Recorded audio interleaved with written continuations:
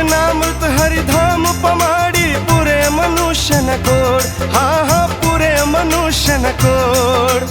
कल्पतरु ने काम दुगा तो कल्पित वस्तु दिनार श्रीमुखना वचनामृत लावे भवसागर नो पार भलाना वदन तणा वचनामृत मुझने प्यारा लागे छे।